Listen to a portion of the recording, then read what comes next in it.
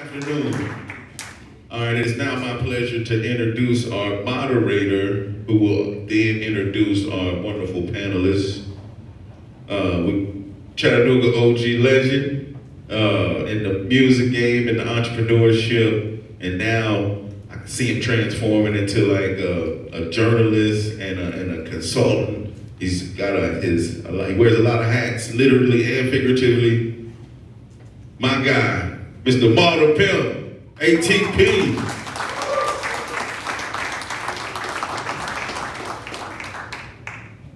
Appreciate that warm welcome, my guys. See around. How y'all doing, man? Yeah, this is Marvin and Brain account on here, so y'all finna get a bunch of free game right here.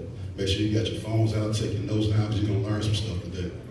So we got 3 guests. Let me see how I want to do this.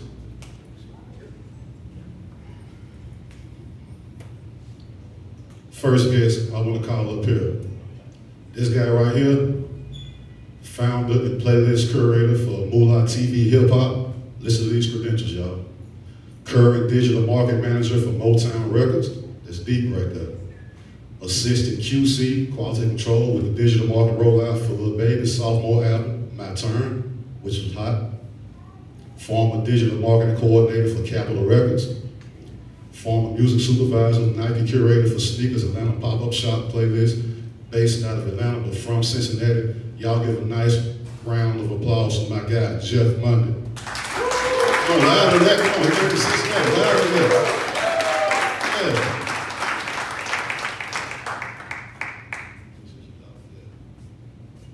This next lady right here in the front. This lady right here, I met her like a year ago. She was a guest on my podcast called Pimp TV. We kind of built a rapport after that. How can I start this? She was the first ever female editor-in-chief for The Source magazine. The Source was a major hip-hop publication. She then left The Source magazine and released her own book called Straight From The Source. Then she went to work with Double XL, which is another major hip-hop publication. She's worked with artists such as Loon, Foxy Brown, as far as doing book deals from them, negotiating things like that. She's worked on the hip-hop mogul Russell Simmons as vice president of his company, Global Grind. She works with BET behind the scenes for reality TV shows like Love and Hip Hop. So when y'all look at these Love and Hip Hop shows and liking all the stuff that y'all seeing, just know it's a lady like this behind the scenes writing the script and calling ball shots to make sure y'all enjoy what y'all see on camera. She also wrote the script for Aaliyah's big documentary, 1 in a Million. And she works with VH1 also, all the way from New York City. This is her first time in Chattanooga. Matter of fact, when I told her she was coming down here, she said, "Where is that at?" So she ain't never heard of us, y'all. We got to put it on the map. Give a nice Southern hospitality round of applause for Miss Kim Osorio.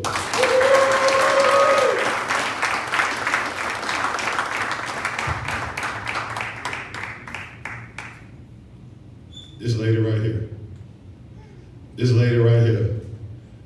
This lady right here, y'all, listen. This woman negotiated the initial record deal for Cash Money Records, which was worth $30 million. $30 million. This lady negotiated that deal right there. And as you know, Cash Money went on to form to YMCMB, which birthed Nicki Minaj and Drake. So you can arguably indirectly say it might not be a Nicki Minaj and Drake without the deal that this lady started years ago. All right? A lot of the artists in the rap game, she's either negotiated their deals or helped get out of a fucked up deal. One of the two, you follow what I'm saying? She's worked deals with Master P, No Limit Records, David Banner, anybody you can name.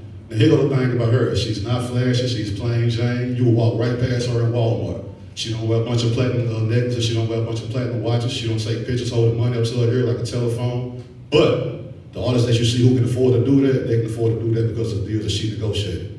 Give a nice round of applause for Miss Wendy Day.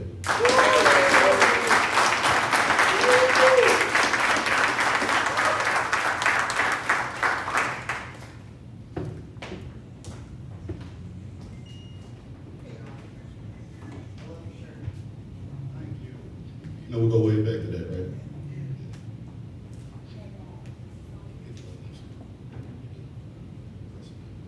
Check, check.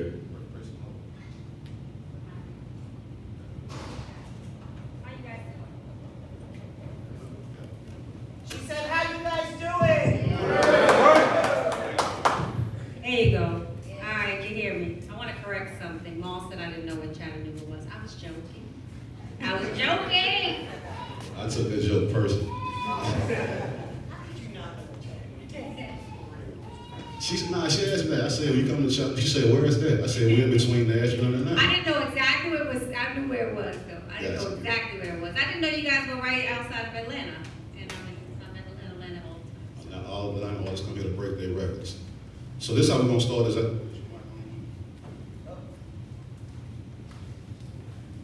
It's a trick. You gotta hold it down.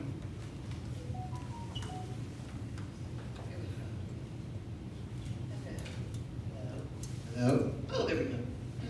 Good, we good? So this is how we're gonna start this off, y'all. Again, this is called the Marketing and Branding U-Panel. So we're gonna talk, I'm gonna do an opening statement talking about marketing and branding, how they are separate but also tied into each other. So in terms of marketing, right?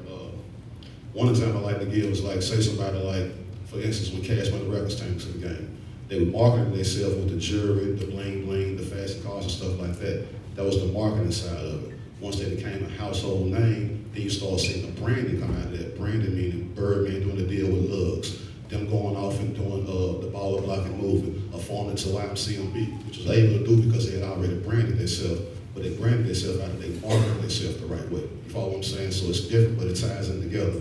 Another example is like, say, somebody like 50 Cent. He came in and marketed himself with being shot 9 times. The bulletproof vest, the guns, the tough guy shit, all that stuff went into his image, his persona. But that was the way they marketed him. Once he became a household name, you start seeing the branding company started G Records. When he did the sneaker deal with Reebok, when he did the F and Vodka deal, the Get Rich or Die Trying movement, all that's being a part of branding yourself. But it was, he had to brand himself like that. I think it was marketed the right way. And same with somebody like, say, a Snoop Dogg. When Snoop Dogg came into the game, the marijuana was a major marketing thing for him, but it worked. The marijuana, the gangbanging thing, the tall guy with the hockey jersey and the braids, all that was marketing. But when he was able to brand himself, that's when you start seeing him doing movie deals and things like that, to where anything he puts his name on will sell. Once you can put your name on anything and it'll sell, that means you actually branded yourself. But marketing leads to branding, if that makes sense. So I want to ask the first question. This is a devil's advocate question. Say, Jeff, if I'm one of the younger generation guys just made a song, just went viral, overnight success, why is marketing and brand important to me? Why do I need it? Because I got on without that. You saying for somebody who went viral? Yeah, just because that's what's going on in this newer generation. You just make a song go viral without putting in the actual legwork. So I'll say, because I was actually just having this conversation with somebody yesterday, but I think the reason why the marketing and branding is so important, especially nowadays when so many songs are going viral so fast, is that a lot of the times you'll have a song or a viral that's bigger than the artist. So now you got, you know what I'm saying, a song that went viral is going crazy, but like to his point, nobody knows who the artist is, nobody knows their story or who they really are, you know what I mean? So they might have this big viral moment, but now how can they build from that and really tell that story to actually build a fan base and create a long career from that viral moment? So I think that's... Want to add to that, Wendy? I do, because the story today is so important. You have to be able to share who you are with people if you want longevity. If your goal is just to flash and then disappear, you don't need all that. But if you have the attention of people and you tell them who you are and you create a connection with them, they'll stay with you and rock with you for a long time. Kim, anything? What she said. What she said? But no, we're in a different day and age now than we were when I came up in the game and when I was working with a lot of artists. I mean, I still work with a lot of artists, so I really studied the media landscape, and I would say that, you know, to reiterate what Wendy said, yes, the story, I think, many times these days is more important even than the music. It is, absolutely. True story. And, you know, there is, I remember the days when a record would come out and I would know the record, the next record would come out, and I would know the next record and the next record. Now I cannot keep track because there is so much material out there for artists, you know, and for the consumer, but so the artists have to add to that music. And so I think that's why now the story is so important. So being that I think we're in this space where it's not just what you hear, but it's what you see as well. especially with the age of social media. So you've kind of got to build, you have to market your music into almost like a mini movie, right? Like I made a song and it's cool and it sounds great and it has a catchy hook and it has all the elements to a song, but now what is the story that goes along with this song that I'm about to put out? So I mean, I know we can go on and talk about this and that's what the conversation is gonna be, but it is about it's like building your story with that music as well. Wendy, let me ask you this. All the artists you work with over the years who've been signed to these major deals, what are some marketing strategies that you saw labels try that worked and some that didn't work? There's a lot of stuff that doesn't work. If people don't know who you are yet, features don't really get you to the level you think that they will. Billboards don't work. You've got to build a foundation and a base, let people get to know you, connect with you, engage with you, and then you can start doing the things that most artists want to do initially. And then the money that you're spending will really work in your favor. If you've got enough of a buzz, there's a lot of stuff you can do that you won't even have to pay for. You won't have to pay DJs to play your record. You won't have to pay other artists to get on your record because they'll come to you. They're gonna want your fan base to know who they are as well. You know, I look at Drake, he's probably the best one to do this, where he really knows what's popping on the street, and then he'll jump on it because he knows that that's gonna give him that underground fan base right back again, because his fan base is kind of up here, right? So he's looking for who's hot and upcoming, and then if you're hot enough, having him on a remix or another song is gonna take you out of here. And there's a lot of options as you're coming up as an artist, but your best options are anything that help build you a solid fan base, even if it's one person at a time. Add to that, Jeff. Yeah, I was gonna get the example of Lil Baby, just because I don't know if y'all saw recently his Amazon documentary, The Untrapped.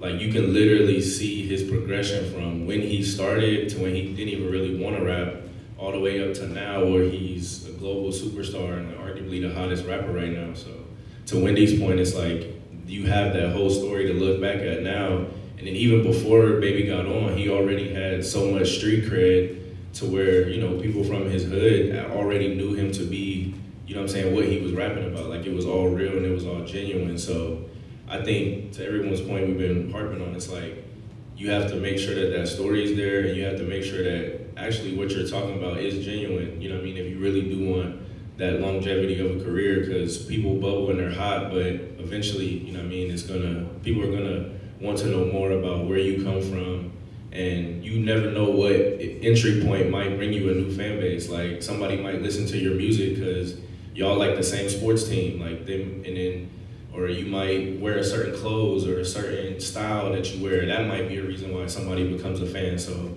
I think showing different layers to who you are is a great way to attract a new fan base. So. With our clients today, we even do stuff outside of just the music for them. Like, if you're somebody that enjoys cooking, you could start a YouTube show for yourself showing other people how to cook and just have your music in the background. You can bring other people into your fan base, not necessarily just by putting out music. True story, true story. You got something to say, Kim? I always have something to say, but I wait for you to moderate me to say it because I was just talking. The fly was over here. I was like, this fly has something to say too. I think the fly's a rapper. The fly is, you know, so I would say, when you asked the question, what I thought was interesting was that you used the word label in the question. You said labels and artists. And what I've seen in 2022 is that I don't really know any labels anymore. I don't think artists need labels. I just shot a Rap City show where we did an interview and we were celebrating Loud Records, right? And the artists there were asked that question. And Havoc of Mobb Deep gave an answer that said, the labels need the artists these days. Because back in the day where you would get on a Loud or you would get on a Def Jam or Cash Money, you know, that really stamped you in the game. These days, the artists are at the forefront. There's no more filter. There's no disrespect to anybody that works at a label here. Does anybody work at a label? He said, I do. Put on your seatbelt. We're gonna go, right? It's a panel, we're supposed to tell the truth? Spit the real. Go ahead. All right, so 2022, what is, you know, what's Def Jam doing, or what are these labels doing? I don't want to just single out Def Jam, Motown. All the labels are great. It's great to get a deal. It's great to have backing. But they're really looking for you if you're already popping. That's what's happening right now, right? The labels are like, we need to be saved. So don't get bamboozled into thinking that a label or being signed to a label is going to help you. You have to market yourself now. So I think that that's the biggest difference. Even for me, watching the artists today, you talk about a little baby, right? Like someone who was out there doing it. You talk about all of these artists who are, you know, really moving the needle in the game, don't need the cosign of a label. Now, affiliation is different. Features, yes. Getting somebody on your record that, you know, it's not gonna hurt to have Drake on your record, right? If you get him, if you can get him on your record, but then if you listen to what Wendy said, she said Drake knows, he's watching the space just like you. So he's like, wait, that's a hot Ice Spice record, let me fly her out here now, so I can figure this out. So he's at the forefront of what's about to be next. And I think for artists should be focused on forecasting. See, that's what we did a lot at the Source back in the day. We forecasted what was about to be hot. So that's what put the magazine, or gave the magazine a leg up, right? The 5 mic council, if you got 5 mics on an album, that meant, and that was before anyone really heard it. We would listen to the music first, rate it before it was out in the streets. And people would know that that rating would give them more, you know, leverage. Same thing with Unsigned Hype, right? Everybody that came through Unsigned Hype, whether it was Big, whether it was Common, whether it was Mobb Deep, whether it was, I'm leaving out the Eminem or whoever. I don't really like to talk about Eminem. But anyway, you know, I think that when you have that, back then you had that Unsigned Hype column and it was like, okay, this is what's next. So it's really about studying the space, especially if you have that ear to know what's about to be next to get ahead of the game. Wendy, I heard you say something. Well, I mean, Ken heard you say like it's to the point of what the labels need the artists now.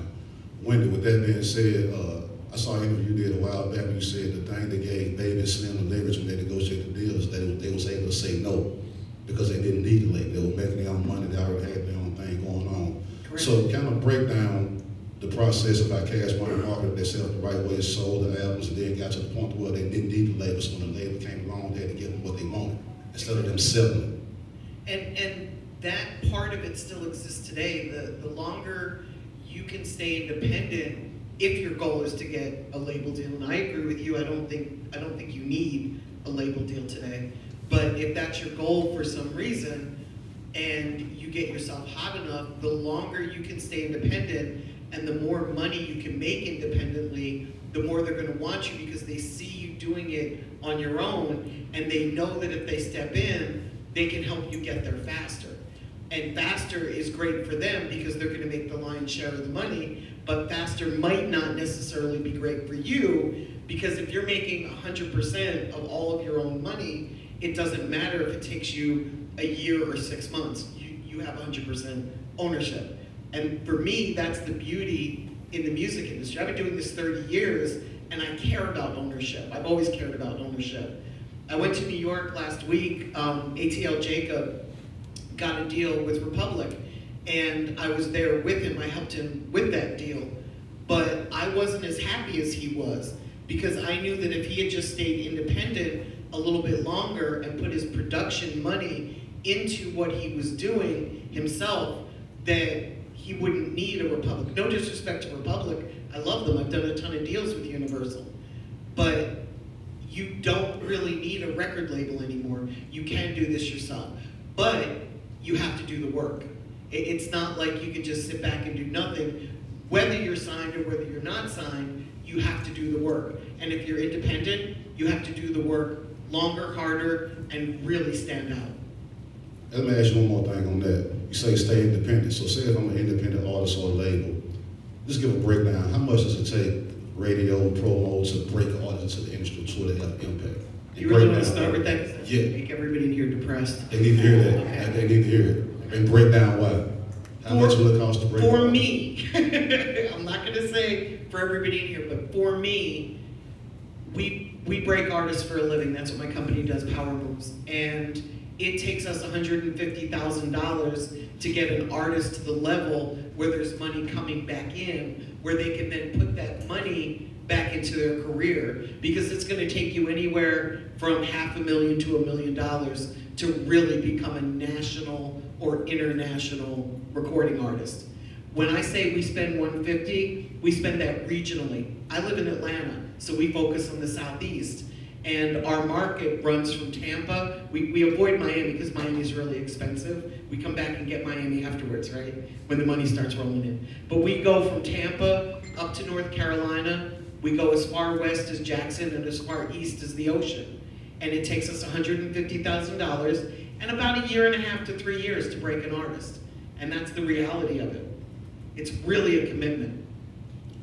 Jeff, with you handling digital marketing and stuff like that, how much money would an artist need to kind of start a strong digital campaign on the independent scale to get the attention of the people that he would want? I mean, it definitely varies to the level of the artist. You know what I mean? And they're already fan base, like factoring that in as well. But I mean, for the different artists that I personally work with, our digital campaigns range anywhere from $5,000 to $10,000. So that's just pretty standard, but it all depends on the scale of like what level you want to take it to, you know what I mean? And then of course, to Wendy's point, there's also a time aspect factored into that. So it's not just $5,000 to $10,000 one time, you know what I mean? That's gonna be over a consistent basis of you doing that. So. I love that you said consistent. Can I expand Yeah, that's my on favorite that? word. Please do. Please Me do. too, because consistency is what builds stars. We put out music every other week for the artists that we work with, and we put videos out every other week. So every week there's something dropping, and when I started in this industry, that would have been oversaturation and flooding the market. But today it's almost necessary because you need to show people that you're here and that you can keep going. Now that doesn't mean you have to do something every week, but you have to do something often. And you've got to catch people's attention, and you've got to keep their attention, and you've got to keep your name coming up over and over and over in any way possible, shape, or form. That's one. And lately too, even with a lot of our artists, we've been even also like holding back on maybe spending and advertising. Like independent artists is a little different, but we've even been shifting our mindset recently to just, you know, figuring out what should we put advertising behind or marketing behind, because everything, not to say it doesn't need it, but everything may not need it because that may not be the song that raises his hand. So you don't want to just dump money into content or a song or album or whatever it is that's not really the strongest, you know what I mean, content or music that you can release. So part of it also, to the point of consistency, is, you know, continuing to release music and, you know, see what raises his hand, or check your analytics and see, you know, when I do a freestyle, I get this many views, so I should do more freestyles. Or whenever I release a single every other week, I'm consistently growing my fan base. So it's really about experimenting as well, along with spending behind it too. And spend slowly. You don't have to dump a lot of money into one thing. Let it react. We test all of our music, and I don't know anybody else that does this, but we have somebody on our team, he does digital marketing, and we'll shoot 5 basic videos. By basic, I mean like on an iPhone, of you rapping in your car or you rapping in the studio. And then we run Instagram ads for $200 for 2 weeks, and that shows us which song is getting a better reaction. So when I'm putting the budget together, I know which songs to spend the money on. Song number 1 and song number 4 of the 5 might be the ones that react better. So I'm gonna spend 70 to 80% of the budget on those songs. And I don't treat every song like a single. For me, they're songs and they're singles. The singles are the ones that really rise above everything else. And we shoot very inexpensive videos for all of our songs. And if a song starts to react and take off, then we'll shoot a bigger video. We don't spend more than $750 or $1,000 on a video. Say that again. We don't spend more than $750 or $1,000 on a video. But if the song starts to take off and react, then we'll reshoot the video. Like I'm working an artist right now called Sydney Breedlove. And Sydney has a song called Take It Low. And once Take It Low started to take off, we went and put money into another video and made that the official video because we saw the song was starting to react. So let me just add to that. I think that more than money, work and time is a better investment in yourself, right? I'm in a different business. I'm in the business, don't tell anyone. I'm in the business of spending somebody else's money. Preach. And that's, Preach. I think that's how I came up, right? Because my father ran numbers, and that was his profession. So this is how I came up. So in New York, it was always about this hustle, right? And it's not a con or a scam or trying to take someone else's money. It's that somebody else will invest in you if they see that you put in the work and the time.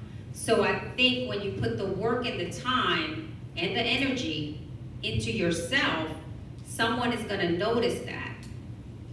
Someone always has a budget for you so that you can do that. And then as you make your own money and as you become lucrative and you have the budget to spend on yourself, then that's when you reach a different level. But I think starting out, it's about figuring out where you're going to get this money from, right? Because like, I don't want anyone to put themselves in a hole, right? Like, we all know the story of like the girl and the baby daddy who, you know what I'm saying, wants to rap and don't want to go to work. I know us ladies, we don't want that either, right? So let's like think about what's also practical for us, right? Because a lot of people I know who are starting out in the industry, they're working 9 to 5s, and I respect that more, right? That like I'll be the first to tell you, I don't care how good you are, don't quit your day job. You know what I'm saying? Because this is not an industry where you can just kind of come in. So invest the time if you got to put double hours into your craft. You know what I'm saying? Invest the time, invest the work. And the piggyback off that, with the rap game, when somebody invests in you, that's not money that's going to come right back. You might not ever get it back. You know what I'm saying? So when somebody invests in you, just know that if you're somebody who's been asked to invest in, don't look at it like a regular flip, like I put up $5 and then next week I get $200 back. It's not going to go like that. It might take years before you get your investment back. If you get it back, then you get all of it back. You follow what I'm saying? So just know that. And Wendy, I heard you say something I want to ask you and Kim. So if somebody's investing in themselves, marketing, but they don't have a big budget, what is it that you see to make me say, you know what, I think I can tack on to that and get them to the next level? What would you see, Wendy?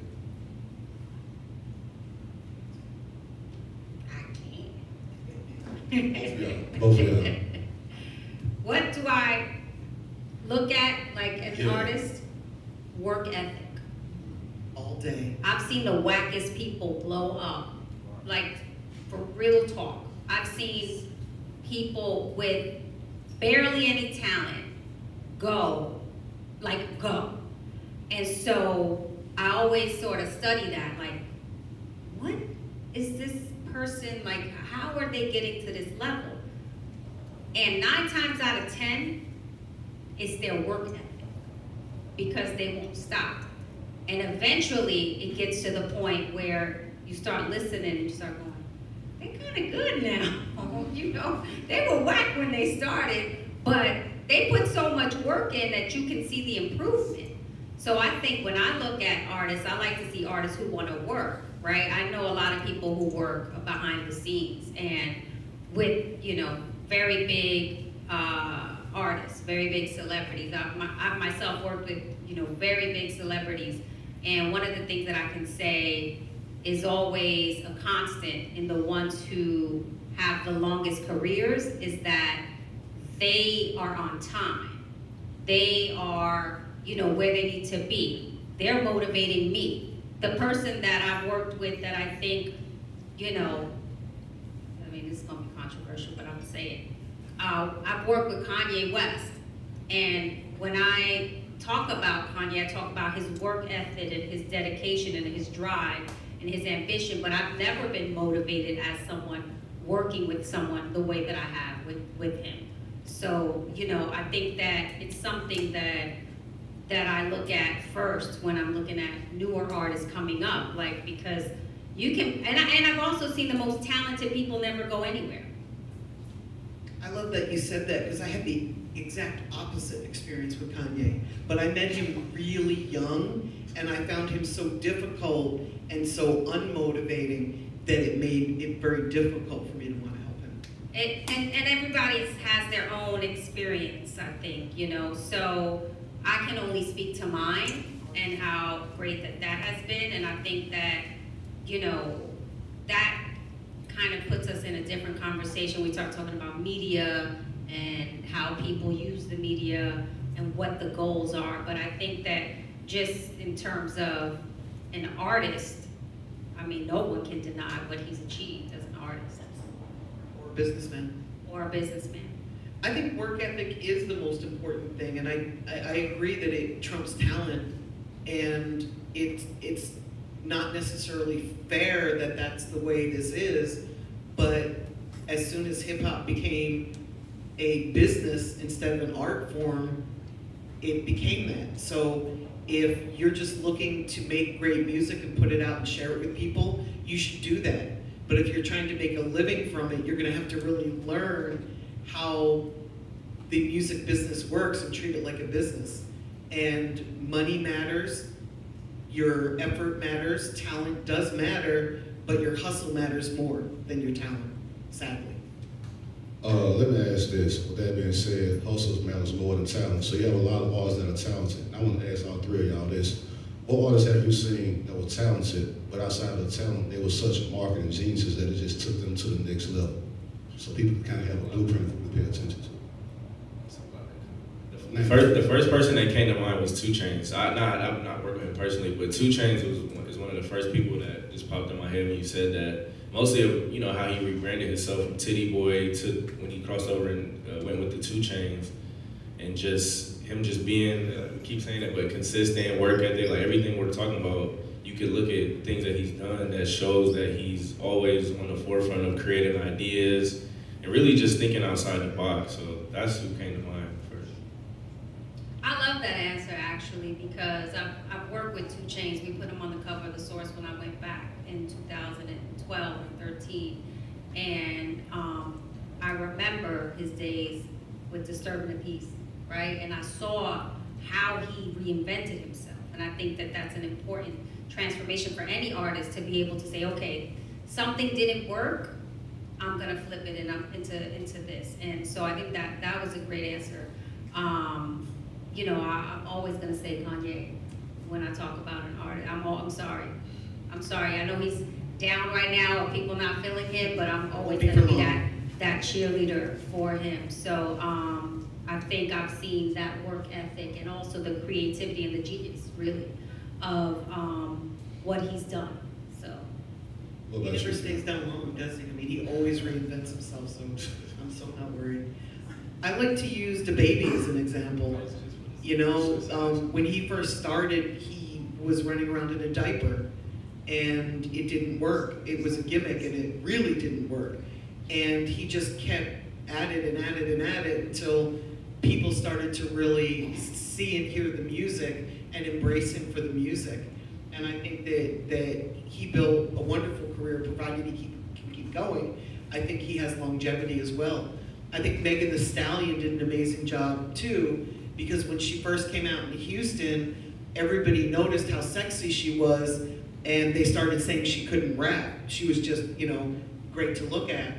And she started doing weekly showcases and events in Houston, and then she spread them, you know, out even further, where she showed people that she could rap. She did specific digital marketing campaigns where she showed how lyrical she is.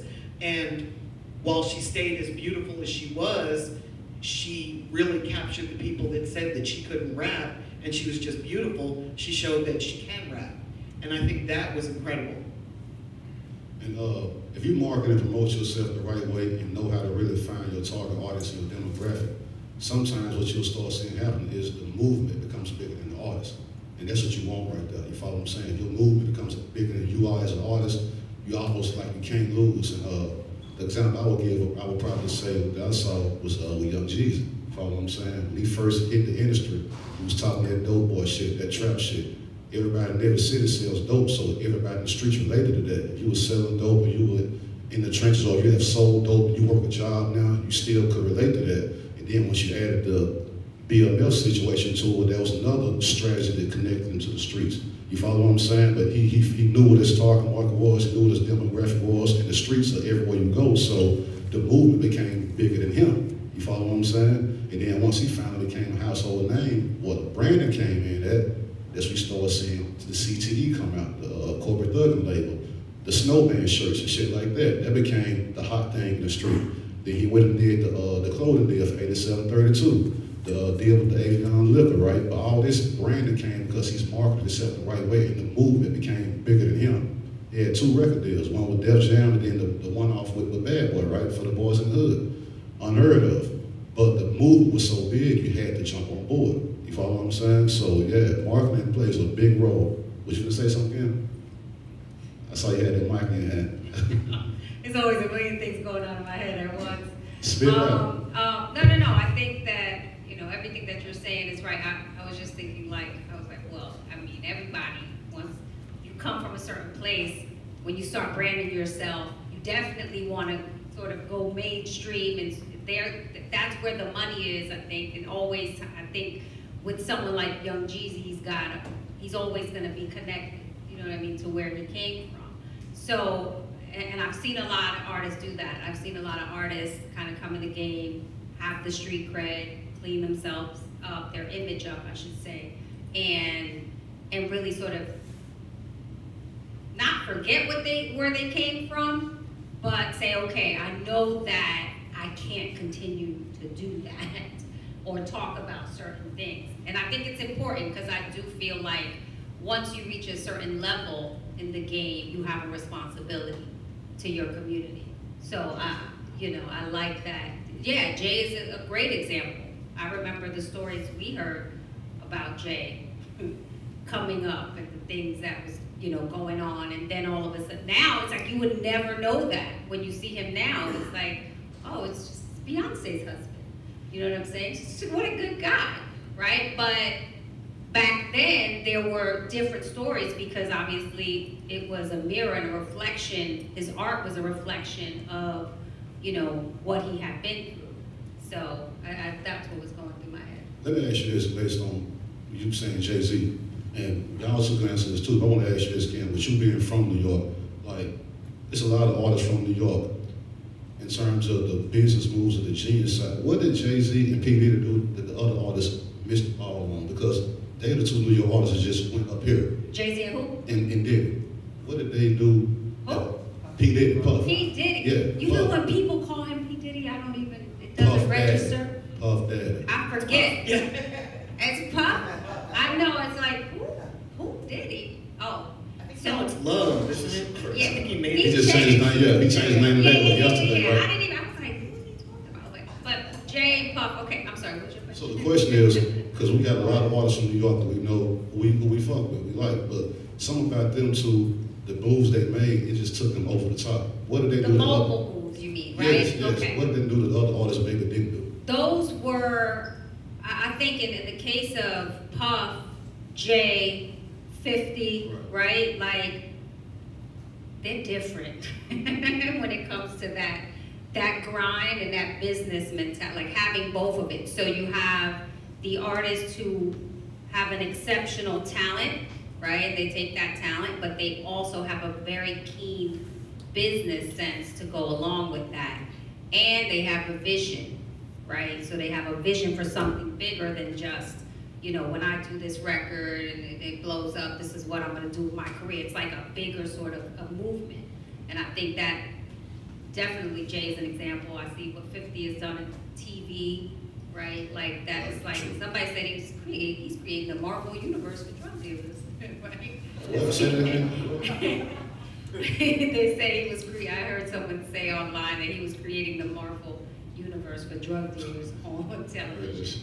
Yeah, but you know, like it's entertainment. It's building that, really building your team, your business, right? That's a good example of people who I know way more people would rather sign to 50 or sign to Jay than to sign to a label, and they don't even really. I guess Jay has Rock Nation, but it's not really functioning the way it was back then. So it's really like getting down with the movement that a lot of people have, and they've created so many businesses from that, not just in music, but beyond. I mean, that's something I think Puff was great at, right? When he's always been a guy big into fashion, and him and Jay, they were at the forefront of that, and following. I don't want to act like they were first, because you have so many people, you have the Carl Kanais and the Wu Wear and all that stuff that happened before Rockaware and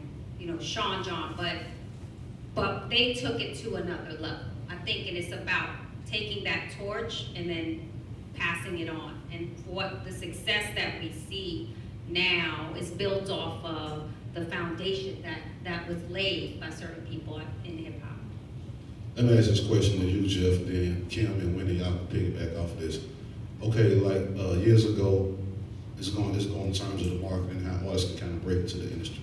Years ago, we had the Source magazine, which you worked for, unsigned hype of folk, highlight new artists who were about to come through the game. You had BET Uncut, which would play videos at like 2 or 3 in the morning. You can go and pay for full or half-page ads in the Ozone magazine. These are avenues and outlets that independent artists can use to kind of reach the nation, especially if your budget went all the way down. Jeff, what outlets like that roughly do we have these days that artists can go the independent route to kind of indirectly introduce itself to the nation outside of World Star, I guess? You saying like platforms? Yeah, platform. What would you suggest artists in here who's trying to get like that, or get out there like that? What kind of platforms like that should they attack? That's a good question. TikTok. I don't know, I'm just thinking, because like you said, as for an independent artist, it's like, I don't know, the very first one that came to mind is From the Block. I don't know if y'all are familiar with that, From the Block. That's one that's really dope to me at the moment. But I would say the best advice I could give is just look around, your surroundings and your environment. Like, you may have somebody that's in your city that's dope, that has a new platform, or they have a new, there we go, we got somebody right here. So I think finding those to, in your area that you can build with, they might be the next world star, you feel me? So that's the best advice I can give for independent artists. Some of them are a little bit harder to reach, depending on the budget, because, things do cost to get on these platforms. But that's the best advice I could give. I think Off the Porch is really dope too. What's the one other I can't think of right now? Trash Mag is another one that's really dope. But yeah, those are just a few. And everybody has a platform these days, everyone. So I think it's identifying who the tastemakers are. Because again, I don't know, I'm like anti-label and anti-brand today. I don't know. Speak that shit. Do it for yourself, right? So like, invest in each other. Because that person that works at that label, that brand, that platform, they won't be there if they don't own that. They won't be there. They're gonna go on to the next place. So invest in each other. I think relationships is it's not a platform, but relationships is the platform that has kept my career going for so long, right? So I've been in the game a couple years, and the relationships that I've built with people are what keeps the work coming in. So these conferences, really, I can think back to going to Impact in the 90s and all the people that I met and was hanging out with. Those people are, including myself, are in certain positions these days. And, we have each other's backs. We throw each other work. We give each other, like, whatever advice. We have group text threads. I have group text threads on my phone right now with people that I met 20 years ago at conventions, because we maintain our friendships, and that's what keeps us going. So like, I think coming to a conference and meeting people, you are the future of what the industry is going to be, whether you're an artist, whether you have your own platform, and it's about building those. It's really not about us up here. It's about you amongst each other. That's where the benefit lies. Maal's like, wait, did I pay her? No, I'm glad you said it, because listen. She just said it's not about her. Wait, no, but seriously, like I really cannot stress that enough, that it's the community you build with each other that helps to build your career. I say that a lot. That's why I'm glad you said that. I tell a lot of artists in the city that, a lot of people I know, man, build relationships. I just said this yesterday, and I'm gonna repeat it again. Relationships will put you in places that money can't. You can't pay for a relationship. A real relationship, you can't afford that. It's genuinely built. And once you got that, you're good for life. You follow what I'm saying? So please build relationships. Again, relationships will put you in places that money cannot. Relationships are key. They will take you first. So I'm glad you said that. Thank you. Thank you. Now, this is what we're gonna do. We're gonna close out. I'm gonna get a closing statement from all y'all. Then we're gonna close out and take questions from the audience. Get your questions together. These people are here to give you some games, so don't sit there and be quiet. Ask. Closing statement, Wendy. Focus on what you do best. Not everybody has to be a rapper or producer. There's jobs for everybody in the music industry. If you love this, you don't have to be in front of the camera. You can be behind the camera. Learn how the industry works and just jump in and do what you do best. And surround yourself with people that are smarter than you.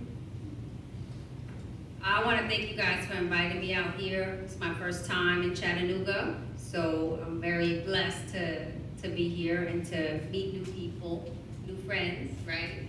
And Wendy I've known for a while, but we never really get to connect. Be good to people and be good to each other. That's what I have to say. That's where I am. I'm on that universal stuff right now. There's people who come across my desk for opportunities, and I kindly slide it by me and say, no, I'm good. Oh, we want to book this person on this show. I'm okay, because I don't want bad energy around me. And if I've had a bad experience with somebody, I just like to just not even associate myself with them. So my thing would be like, if you're committed to yourself, your career, no matter what you want to do, you know, you're going to achieve what you want if you want it bad enough. But I think on that climb to success, be mindful of the other people who are there with you, because you never know where someone else is going to be. And you just want to just keep that good, positive energy flowing. So my closing statement, I'll say, just in whatever you're doing, like everyone said, if you're an artist, creator, producer, whatever it is, just like have intentions behind literally everything that you do. And I think that's the testament to where I got today, was that any move that I made or any plan that I made, like I had an intention behind it on the results that I wanted to get out of it. So, and she said something great with Diddy and Jay-Z, like how they got to that levels, because they had a vision. Like it wasn't like they were just putting out music, seeing what stuck, or I'm gonna put out this clothing line and see if it's gonna, like, no, like they had intention behind, oh, that's good. But yeah, they had an intention on where they wanted it to go, you know what I'm saying? So I think that's the biggest thing for me, to where I got, like, I always knew exactly where I wanted to be, and I set goals to get to that point, you know what I mean? Like I always knew where I wanted to be. And then lastly, I'll say the law of attraction is real.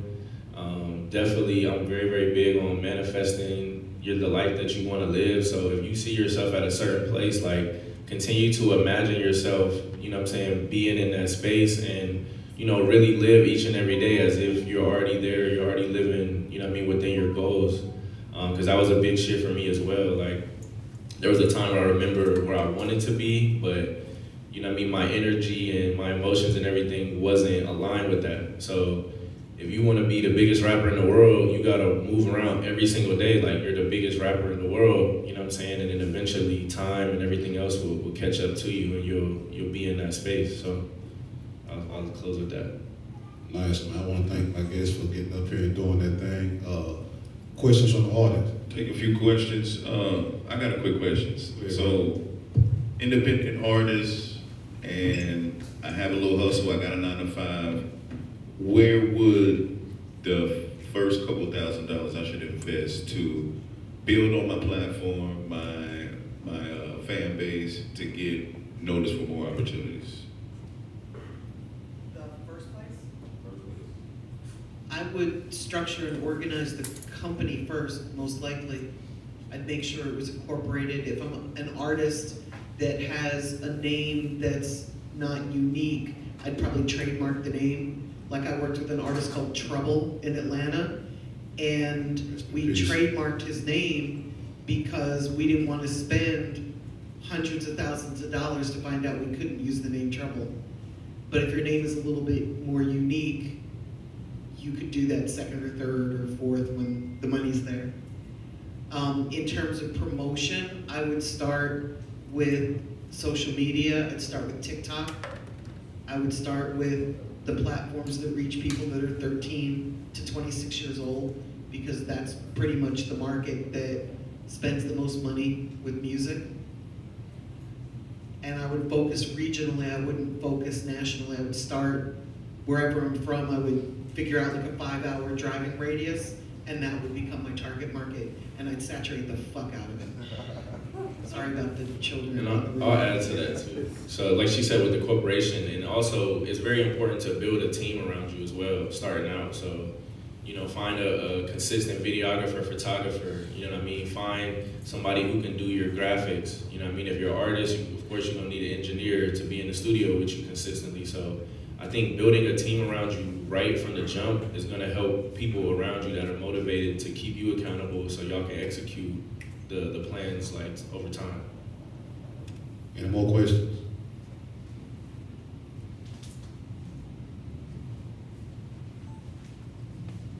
First of all, I want to say it's a great panel. My name is Casey Graham. I run the Music Money Makeover Show on YouTube. And Wendy, I love you. I've met you on several occasions when I was on the come up as a producer and an engineer. But this question is geared to everybody, but I heard this on the podcast. Can you speak to the people when it comes to getting loans when you're starting your record? Because you said this and you were like, oh, no, but can you go more into detail on why it's not a good idea to get a loan and use that when you're starting your career or your record label or getting something off the ground? Slam it, baby. Slam it. Slam it. I would hate to see you go on the hook for hundreds of thousands of dollars if you weren't already doing that for a living. You know what I mean? Like, I've been doing this for 30 years and I wouldn't go get a loan to do this. And I'm kind of good at it, you know? So I'd be very nervous for somebody, anybody, to put their house and their livelihood on the line for something that's so high risk. I'd much rather see you have partners that put in money and help you, because then everybody, you're kind of spreading the risk around a little bit, and then everybody has something to lose, and then everybody kind of does the work that's necessary. I'd rather see you do that than, you know, take a personal risk, unless you really know what you're doing. Like if Justin Bieber started a label, I'd be less nervous than if you took out a loan to start a label, you know? Any other questions? Speaking.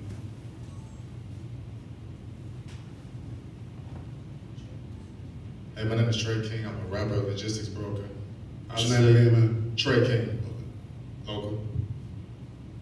Would you say the music industry is more feelings and art, or more math and science? So what was the second part? You said what? More feelings and art, or math and science? I love that question. More feeling. Oh, we are so going to talk about that the whole way home.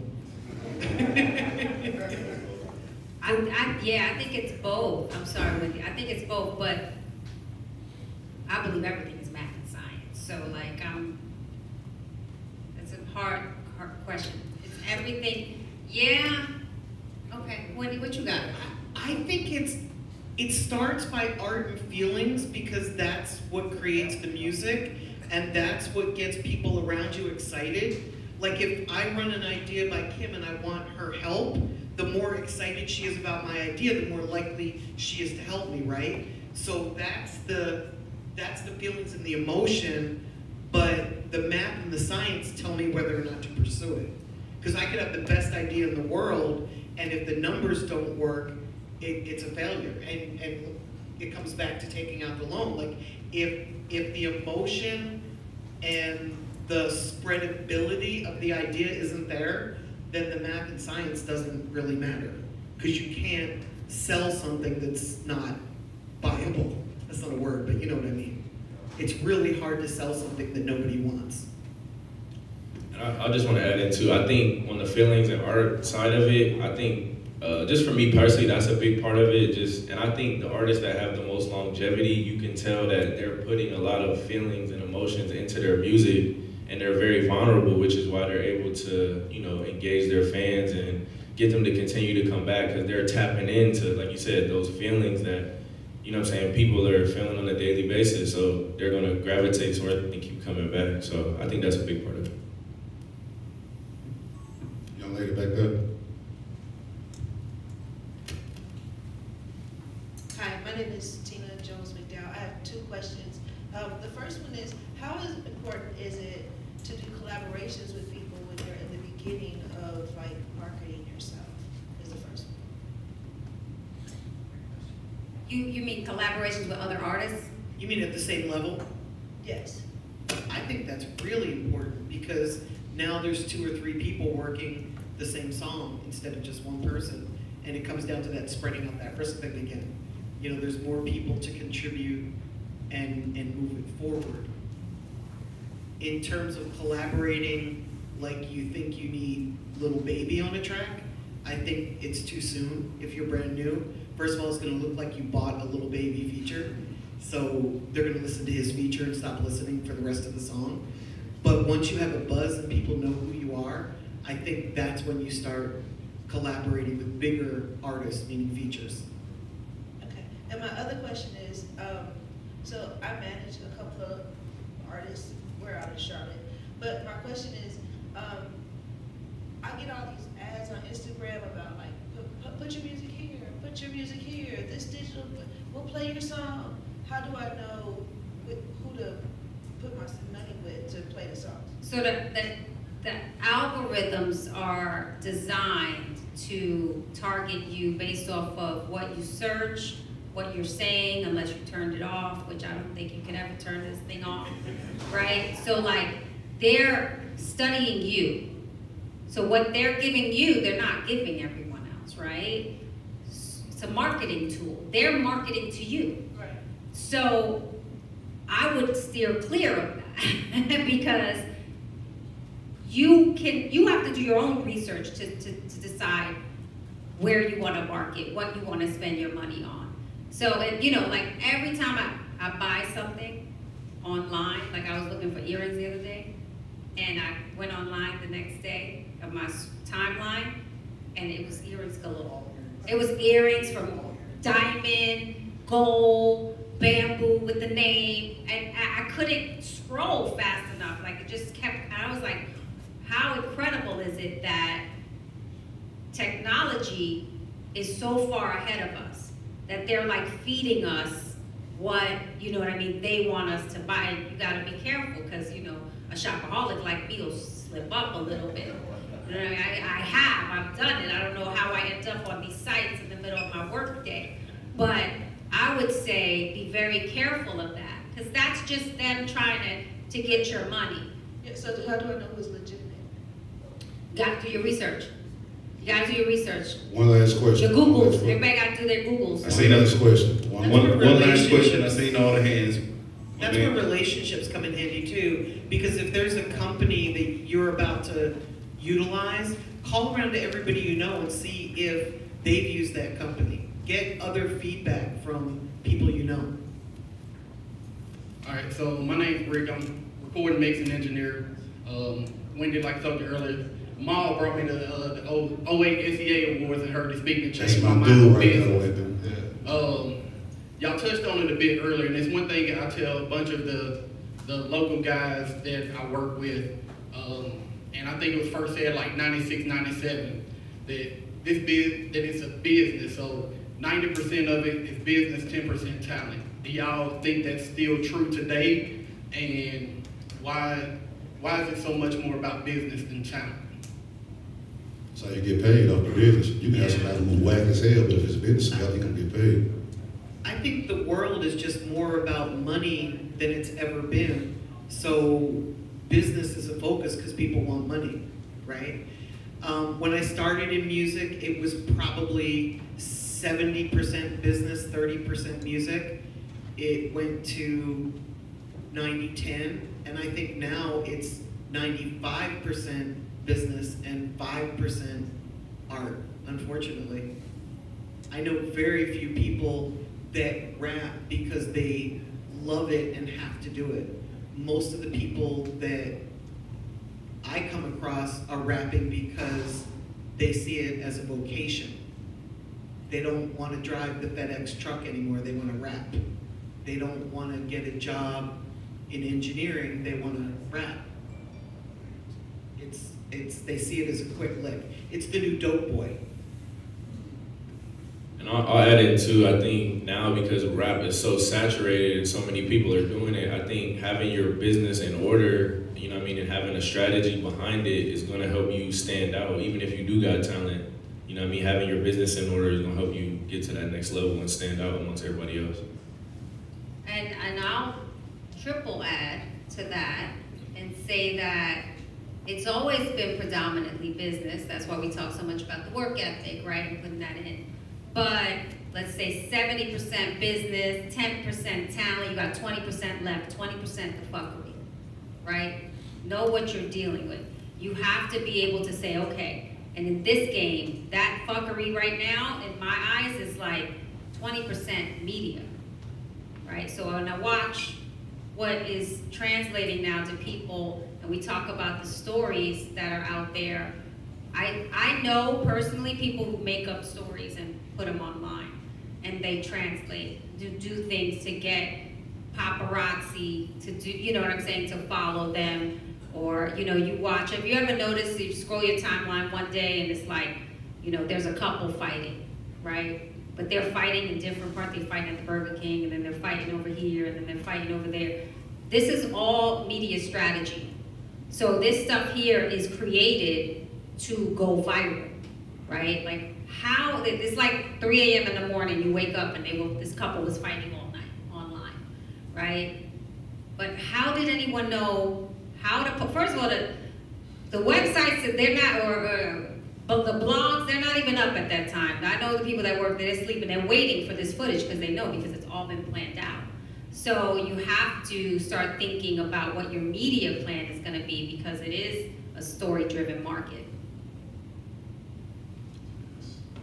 Thank y'all so much. This is session 1 of the day. We will be right back here at 3 p.m. Check out the vendors. Make sure you network. Get somebody's Instagram, phone number, business card. Chattanooga Hip Hop Summit, Chattanooga Hip Hop Week. Chill. Thank you for our panel. Give it up for our panelists one more again.